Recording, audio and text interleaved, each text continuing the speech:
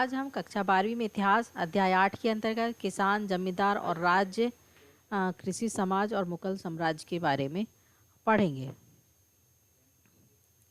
जिसमें प्रस्तावना में सबसे पहले हम देखेंगे 16वीं और 17वीं शताब्दी के अंतर्गत जो मध्य भारत में जो है 85% जनता जो है गाँव में निवास करती है। ये हम शुरू से पढ़ रहे हैं कि मतलब जो हमारी जनसंख्या जो है वह 85% जनसंख्या जो है किसान, जो छोटे किसान, भूमिहीन सम्राट दोनों ही खेती में जुड़े थे और कृषि उत्पादन के हिस्से में दावेदार थे। और इसके बीच ही जो सहयोग था वह मुगल साम्राज्य जैसी कई ताकतें जो ग्रामीण दुनिया में सम्मिलित थी। इसी तरह से कह सकते हैं मुगल साम्राज्य में आमदनी का बड़ा हिस्सा जो था कृषि उत्पादन से प्राप्त होता था और राज्य के कई अधिकारी जैसे होते थे राजस्व निर्धारित करते थे, राजस्व वसूली करते थे और हिसाब रखने वाले ग्रामीण समाज पर नियंत्रण रखने का भी प्रयास करते थे। किसान और कृषि उत्पादन स्वाभाविक है कि किसान जो ही स्पष्ट होता है कि वह खेती करने वाला व्यक्ति है या खेतीहार मजदूर है जो खेती करता है। अब कृषि में किस किस चीज़ों का उत्पादन होता है? शक्कर, तेल, कपड़ा आदि के उत्पादन में लगे रहने से, किंतु कृषि कार्य जो है मैदानी क्षेत्रों के अतिरिक्त पहाड़ियों, जंगलों, घिरे हुए भूखंडों में भी किया जाता था। मतलब सिर्फ मैदानी में भी नहीं कृषि किया जाता है, पहाड़ी क्षेत्रों में भी कृषि की जाती है। फिर है जानकारी के स्रोत। कृषि से संबंधित जानकारी हमें किस किस में प्राप्त होता है? तो सबसे पहले मुगल कालीन दरबार के स्रोत। जो मुगल कालीन दरबार के जो स्रोत हैं उसमें भी हमें कृषि इतिहास से समझने में मुख्य स्रोत मुगल दरबार की निगरानी में लिखे गए कुछ इतिहास ग्रंथ, दस्तावेजों से पता चलता है, जिसमें आईने अकबरी महत्वपूर्ण है, जिसमें कि उसने लिखा हुआ है ग्रामीण जो है सत्तापूर्ति जमींदारों के बीच संबंध बनाए रखने में राज्य द्वारा की जा रहे प्रयासों के वर्णन जो सावधानी पूर्वक उन्होंने पेश किया है। फिर अन्य राज्यों से प्राप्त स्रोत। अन्य राज्यों से भी आयन के साथ साथ कृषक समाज की स्थिति का वर्णन करने के लिए अन्य कुछ स्रोत भी हैं, जैसे 16वीं-17वीं शताब्दी मुगलों की राजधानी के दूरदराज गुजरात, महाराष्ट्र, राजस्थान जैसे क्षेत्रों में लिखे गए हैं और कुछ दस्तावेज मुगल साम्राज्य की आमदनी की विस्तृत जानकारी देते हैं। ये विस्तृत जानकारी जो कुछ दस्तावेज जो हैं उससे भी हमें ये पता चलता है कि उस समय किसान, जमींदार और राज्यों के बीच झगड़ों का भी वर्णन है, जिससे कि ये पता चलता है कि उस समय किसान राज में किस नज़रिए से उसको देखते थे। किसान और उनकी ज़मीन। किसान और उनकी ज़मीन किस तरह से थी? जैसे खुद काश्त वे होते थे जिनके गांव में रहते थे और उनकी खुद की ज़मीनें होती थी। पाही काश्त वे कहलाते थे जो दूसरे गाँव से ठेके पर आते थे और खेती करते थे और उनको पाही काश्त कहते थे। और करों की शर्तें दूसरे गांव से बेहतर मिलने के कारण भी मजबूरन वे अकाल भुखमरी की आर्थिक परेशानी से भी कारण भी वे पाही काश्त जो है वह दूसरी जगह कार्य करने आते थे। सिंचाई और कृषि तकनीकें। उस समय पता चलता है कि जब कृषि सिंचाई और कृषि तकनीकें जो थी उत्पादन को बढ़ाने के लिए उन्हें बहुत सी तकनीकों को किया गया था, जिसमें कि खेती का प्राथमिक उद्देश्य भोजन की व्यवस्था करना था। इसलिए मुख्य रूप से रोज़मर्रा खाई जाने वाली फसलें जैसे चावल, गेहूँ, ज्वार आदि फसलें उगाई जाती थी। और सिंचाई के मुख्य स्रोत जो थे वह भारतीय मानसूनी कृषि की रीढ़ थी, क्योंकि बहुत से किसान जो थे वह सिर्फ मानसून पर आधारित थे, जिसके कारण प्रति वर्ष जो है 40 इंच वर्षा बारिश होती थी, जिसमें चावल की खेती की जाती थी, जबकि कम कपतर वाले ज़िलों में गेहूँ, ज्वार, बाजरे की मतलब मोटा अनाज की खेती की जाती थी। फिर वर्षा जो है वह सिंचाई का प्रमुख स्रोत थी, किंतु ऐसी फसलें कुछ थी जो अतिरिक्त पानी की आवश्यकता होती थी और सिंचाई के कृत्रिम उपाय भी अपनाए गए थे, जिसमें रहट, कुएं, नहर आदि भी प्रमुख थे। फिर प्रमुख फसलें, इसमें हम कहते हैं कि रबी की फसल और खरीफ की फसल। खरीफ की फसल पतझड़ के मौसम में बोई जाती है, पतझड़ का रहता है तब बोई जाती है, और रबी की फसल जो है बसंत ऋतु के समय में। जब सूखी बंजर जमीन, सूखे इलाकों में इसके अलावा भी ज़्यादातर साल जो है कम से कम फसलें ली जाती थी और इसे साधन उपलब्ध होने पर साल में 3 फसलें भी उगाई जाती थी। इसी तरह से कई नई फसलों का भी आगमन हुआ, जैसे 7वीं शताब्दी में दुनिया के अलग अलग हिस्सों में कई नई फसलें भी भारतीय उपमहाद्वीप पहुंची, जिसमें मक्का भारत में, अफ्रीका, स्पेन की रास्ते आया और 7वीं सदी में पश्चिमी भारत के मुख्य फसल के रूप में बन गई। इसी प्रकार से टमाटर, आलू, मिर्च आदि सब्जियां, अनानास, पपीता जैसे फल भी ये सब बाहर से भारत में आए। फिर ग्रामीण समुदाय में हम पहले भी देख चुके हैं कि जाति व्यवस्था थी। उसमें ग्रामीण समुदाय में कौन कौन लोग होते हैं, कौन कौन रहते हैं? जैसे मुख्य रूप से 3 घटक थे: खेतीहार किसान, पंचायत और गांव का मुखिया, जिसको कि मुकद्दम या उसका मंडल कहा जाता है। जाति व्यवस्था, जिसमें जाति और अन्य जाति के जैसे भेदभावों के कारण खेतिहर किसान कई समूह में बटे हुए थे, जैसे खेती लायक जमीन की कमी नहीं थी। इसी तरह से नीचे हम देखेंगे समाज के निचले तबके की जाति गरीबी और सामाजिक हैसियत पर आधारित थे, जिसके बीच बीच में समूहों के साथ ऐसा होता था। और कई किसान ऐसे होते जाटवी किसान थे, दूसरे राजपूतों की तुलना में नीची मानी जाती थी, लेकिन वह भी किसानी करते थे। कुछ राजपूत भी होते थे जो खेती करते थे, जुताई का काम करते थे। फिर पंचायतें और मुखिया, जो पंचायतें होती थी उसमें जो पंचायतें बनाई जाती थी उसमें प्राय गांव के महत्वपूर्ण लोगों को, विशिष्ट बुजुर्गों का जमावाड़ा होता था, जो कि अपनी संपत्ति या पुश्तैनी अधिकार के रूप में उनका होता था। और इसके साथ साथ अलग अलग संप्रदाय और जातियों के लोग भी इसमें सम्मिलित होते थे। और छोटे मोटे जो काम होते थे, खेतिहार मजदूर, इस तरह से पंचायत को भी स्थान नहीं होता था। फिर पंचायत की मुखिया, पंचायत का मुखिया जो मुकद्दम या मुकद्दम मंडल कहा जाता है, कुछ क्षेत्रों में इसके अनुसार मुखिया का चुनाव गांव और बुजुर्गों की आम सहमति से होता था। इस चुनाव के बाद उन्हें मंजूरी जमींदार से लेनी पड़ती थी, और उसके साथ साथ उन्हें बुजुर्ग को भी वे बर्खास्त कर सकते थे। और मुखिया के रूप में गांव की आमदनी के खर्च का हिसाब किताब भी पंचायत के मुखिया द्वारा रखा जाता था। फिर पंचायत की आमदनी के स्रोत, पंचायत में जो आमदनी होता था वह किस तरह से होता था। जैसे समय समय पर खजाने में समय समय पर गांव का दौरा करने वाले अधिकारियों को स्वागत किया जाता था। कोष का उपयोग, जो उपयोग था वह बढ़ जाती थी, और प्राकृतिक आपदाओं से निपटने के लिए भी इसका उपयोग किया जाता था। फिर पंचायत के कार्य एवं अधिकार, पंचायत के कार्य क्या थे और उसके अधिकार क्या थे। पंचायत का मुख्य कार्य था कि सुनिश्चित करना कि गांव में रहने वाले अलग अलग समुदाय के लोग अपनी अपनी जाति के सीमा के अंदर रहें, और सानिया मंडल जो है उसमें उपस्थित होती थी।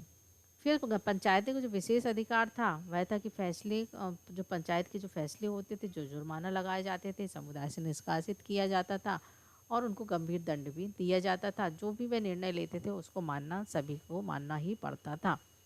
फिर सामुदायिक जाति पंचायतें, सामुदायिक जाति पंचायतें थी उस समय भी होती थी। राजस्थान में अलग अलग जातियों के बीच अलग अलग दीवानी झगड़ों का निपटाना पंचायतें ही करती थी, और जातिगत मानदंडों के अनुसार ही यह सब कार्य किए जाते थे। फिर पंचायतों के फैसलों का विरोध, जो पंचायत के कुछ फैसले होते थे उसका भी लोग विरोध करते थे।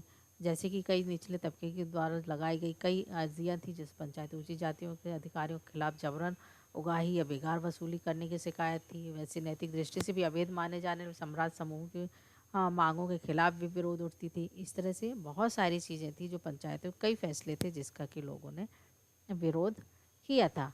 फिर है ग्रामीण दस्तकार, ग्रामीण दस्तकार जो है वो एक ग्रामीण समुदाय है जिसमें कृषि की अतिरिक्त अलग अलग प्रकार के उत्पादन कार्य में जो जुटे हुए लोग होते थे, और गांव में दस्तकार काफ़ी अच्छी तादाद में रहते थे। कहीं कहीं कुल घरों की संख्या 25% घर दस्तकारों के थे। जैसे गांव में कुम्हार, लोहार, बढ़ई, नाई, सुनार जैसे कई ग्रामीण दस्तकार अपनी सेवाएं ग्रामीण को देते थे, और उन सेवाओं के बदले उनको मूल्य चुकाया जाता था। जैसे कि यदि किसान है तो किसान को, यदि वह लोहार ने कुछ बना के दिया तो उसको अनाज दे दिया जाता था। बढ़ई है तो बढ़ई जो है लकड़ी का कुछ सामान बना के उनको दे दिया, तो उसके बाद अनाज दी। मतलब इस तरह से ये होता था, सब जो है एक दूसरे को, जैसे जमींदार, डोहार, बढ़ई, सुनार आदि जो सेवाओं के बदले में जो रोज का जो भत्ता और खाने के लिए जो नकदी देते थे, वह व्यवस्था को जजमानी भी कहते थे। एक छोटा गणराज्य, 19वीं सदी में अफसरों में जो गांव छोटे गणराज्य के रूप में भी देखा गया था, जो कि और उसमें भाईचारे और साथ साथ संसाधनों श्रम बंटवारा करते थे, और गांव की सामाजिक विषमता भी व्याप्त थी, जिसमें कि व्यक्तिगत मिल्कियत जो होती थी उसमें जाति, लिंग और जेंडर के नाम से भी गहरी विषमताएं उस समय पाई जाती थी। फिर है कृषि समाज में महिलाओं की स्थिति, कृषि समाज में जो थी महिलाओं की स्थिति कैसी थी। जो महिलाएं थी वे कृषि कार्यों में पुरुष का पूर्ण सहयोग करती थी। जैसे शैक्षणिक, सामाजिक और न्यायिक दृष्टिकोण से महिलाओं को पुरुषों के समान संपूर्ण अधिकार प्राप्त नहीं थे। फिर भी श्रम और उत्पादन के कार्यों में सहयोग देने के कारण महिलाओं को एक महत्वपूर्ण संसाधन के रूप में उस समय देखा जाता था। क्योंकि जो कृषि कार्य में जो महिलाएं पुरुषों को कंधे से कंधा मिलाकर कार्य करते थे, पुरुष खेत जोतते थे, हल चलाते थे, तो महिलाएं बुआई, निराई, कटाई के साथ साथ चक्की, फसलों को दाना निकालने, छोटे छोटे ग्रामीण इकाइयों में कार्य करने, मतलब ये सारे कार्यों में महिलाएं जो है अपना योगदान देती थी। महिला एक संसाधन के रूप में, महिला को भी एक संसाधन के रूप में देखा जाता था, क्योंकि वह प्रजनन क्षमता के कारण महिलाओं को एक महत्वपूर्ण संसाधन ही माना जाता था। शादीशुदा महिलाओं की कभी कमी थी, क्योंकि कुपोषण बार बार माँ बनने के कारण उनको सुरक्षित प्रसव के कारण भी महिलाओं की मृत्यु दर में अधिक थी। इस कारण भी महिलाओं को संसाधन के रूप में देखना एक, जो कि घर का मुखिया जो होता था वह पुरुष ही होता था, और महिलाओं के प्रजनन क्षमता को महत्व देने के कारण महिलाओं का परिवार और समुदाय में पुरुषों के द्वारा ही नियंत्रण रखा जाता था। वहीं महिलाओं के कानूनी अधिकार, महिलाओं को भी कुछ कानूनी अधिकार दिए गए थे। ग्राम पंचायत को दी गई दस्तखत के उल्लेख है कि पत्नियां पति की बेवफाई आरोप लगाती थी, पत्नी और बच्चों की अनदेखी का आरोप भी लगाते थे। इस तरह से उनको भी भरण पोषण का अधिकार होता था, और पंचायत में वह निर्णय लिया जाता था कि जो घर का मुखिया है वह महिलाओं के लिए भरण पोषण दे। फिर जंगल और कबीले, उस समय जो जंगल और कबीले थे भारत में, विशेषकर जो उत्तर भारत दक्षिण में खेती बाड़ी जो छोड़कर अपने अधिकांश क्षेत्र जंगल या झाड़ियों में घिरे हुए थे। जैसे झारखंड का पूर्वी क्षेत्र जो है वह पूरी तरह से जंगलों से घिरा हुआ है। फिर जंगलों के घुसपैठ के कारण, कई कारण जो थे, यहाँ पर जंगलों की बाहरी ताकतें भी कई कारणों से घुसपैठ करती थी। जिससे मुख्य कारण थे जंगल के उत्पादों की मांग। जंगल में उत्पाद जैसे शहद, मधु, मोम, लाख की बहुत सी मांग थी, जिसमें वस्तुएं जैसे थी लाख 17वीं शताब्दी भारत के निर्यात भी की जाती थी। इसी प्रकार से सेना के लिए राज्य के हाथियों की आवश्यकता होती थी, और हाथी भी पकड़े और बेचे जाते थे, जिसको किल्ली जाने से पेशकश अक्सर हाथी भी शामिल होते थे। फिर शिकार अभियान, शिकार के कारण भी लोग घुसपैठ करते थे। बादशाह जो होते थे वह विशाल साम्राज्य कोने कोने दौरा करते थे और शिकार करते थे। व्यापार का प्रसार, इसमें व्यापार भी होता था। वाणिज्य खेती प्रभाव जो था बाह्य कारक जंगलवासियों की ज़िंदगी पर भी पड़ता था, और इस तरह से व्यापार भी, बाहरी लोगों का भी प्रवेश होता था। जंगलों में घुसपैठ से प्रभाव, जंगलों में जब घुसपैठ हुआ, मतलब इससे जंगलों, कबीलों, सामाजिक, राजनीतिक, सांस्कृतिक जीवन में बहुत से प्रभाव परिलक्षित हुए। जंगलवासियों के जीवन में भी बदलाव आए, और वे ऊंची जाति के लोगों के समाज, कबीलों के सरदार भी होते थे, और वे सरदार जो है जमींदार भी बन गए। इस तरह से वहाँ पर भी उसका प्रभाव पड़ा। फिर जंगली हाथी पकड़ने से एक अधिकार की भी घोषणा कर रखी थी। इस प्रकार उस समय जो था वहाँ जो कबीले रहते थे वह जंगलों को, हाथियों को पकड़ के ही बेचते थे। फिर जमींदार, मुगलकालीन कृषक समुदाय में एक ऐसा वर्ग भी था जो कमाई खेती से आती थी, लेकिन वह कृषि उत्पादन में सीधे हिस्सेदारी नहीं करते थे। मतलब वे जमींदार या जमीन के मालिक होते थे, जिन्हों की ग्रामीण समाज की ऊंची हैसियत के कारण उन्हें खास सामाजिक आर्थिक सुविधाएं मिली हुई थी। फिर जमींदारों की शक्ति का कारण, जमींदारों की समृद्धि की एक प्रमुख वजह थी, जिसके कारण कि उनको जमीन और किससे विशेष शक्ति प्राप्त थी। जमींदारों की उत्पत्ति के स्रोत, जमींदारों की उत्पत्ति कैसे हुई? समसामयिक समय जमींदारों की उत्पत्ति, संभावित लोग जंग में जीता था, जैसे अक्सर जमींदारी फैलाने के लिए एक प्रमुख तरीका ताकतवर सैनिक सरदारों द्वारा भी कमज़ोर लोगों को बेदखल करके, मतलब उस जमीन पर कब्जा कर लेना था। फिर जमींदारों का प्रभाव, जमींदारों के मध्यकालीन भारतीय ग्रामीण समाज का अपना ठोस नियंत्रण बनाकर जमींदार जो थे वे उससे बसते थे, और उसके साथ साथ यहाँ बसने के साथ खरीद फरोख्त में गाँव के मौद्रीकरण के लिए भी प्रक्रिया तेज़ी से आई, और साथ ही जमींदारी अपनी मिल्कियत को, ज़मीनों को फसल में बेचने, जमींदार अक्सर हाट बाजार और स्थापित करने में भी अपना कार्य करते थे।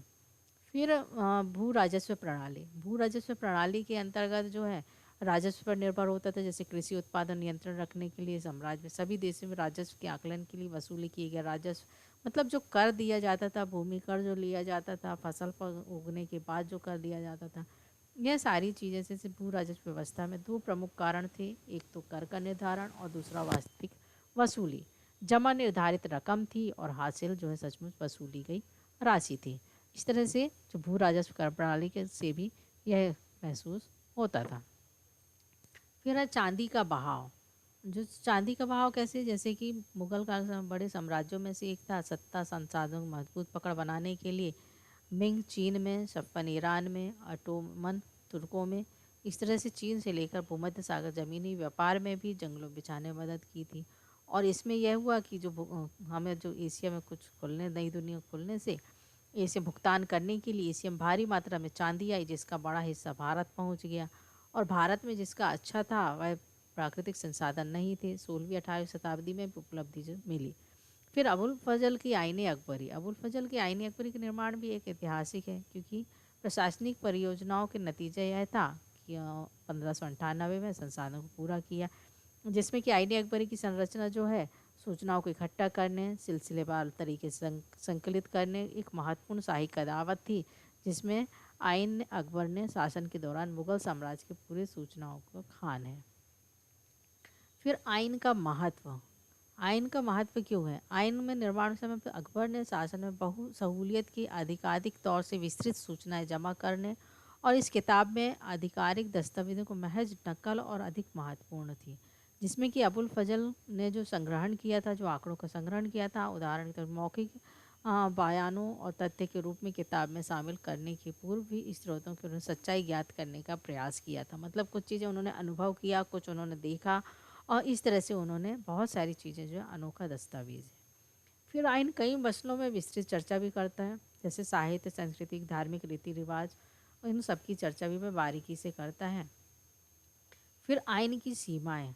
उस समय यह बताते हैं कि आइन समस्याओं से परे नहीं थे, बल्कि वह अबुल फजल ने सहयोगियों से भी भूल हो गई थी। वे गलतियां मामूली और व्यापक स्तर पर किताब में आंकड़ों की सच्चाई कम नहीं करती है। फिर इससे हम यह निष्कर्ष निकाल सकते हैं, आइन की कई सीमाएं हैं, जिससे वह अपने समय में एक असामान्य दस्तावेज है, जिसमें अबुल फजल ने आइन के मुगल साम्राज्य के गठन और इसकी संरचना के जिस प्रकार से मंत्रमुग्ध कर दिया था। मतलब उन्होंने जो भी उसमें संग्रह किया, जो संकलन किया, वह सारी चीज़ें जो थी, वह इतिहासकार जो है ज़्यादातर राजनीतिक वारदातों के बारे में ही उसमें लिखते थे, और इससे भारत के लोगों को मुगल साम्राज्य के बारे में विस्तृत सूचनाएं भी प्राप्त होती हैं। फिर गृह कार्य है, जजमानी व्यवस्था का क्या अर्थ है। फिर 16वीं और 17वीं शताब्दी में ग्रामीण जीवन की संक्षिप्त जानकारी दीजिए। मुगल काल में प्रयुक्त सिंचाई के साधनों का वर्णन कीजिए। मुगल काल में कृषि के लिए प्रयुक्त नवीन तकनीकों का वर्णन कीजिए। ग्रामीण पंचायतों की आय के स्रोत क्या थे। दस्तकारों, ग्रामीण समाज की मध्य सेवाओं, उनकी अदायगी या आदान प्रदान कैसे होता है। फिर है कृषि प्रधान ग्रामीण समाज में महिलाओं की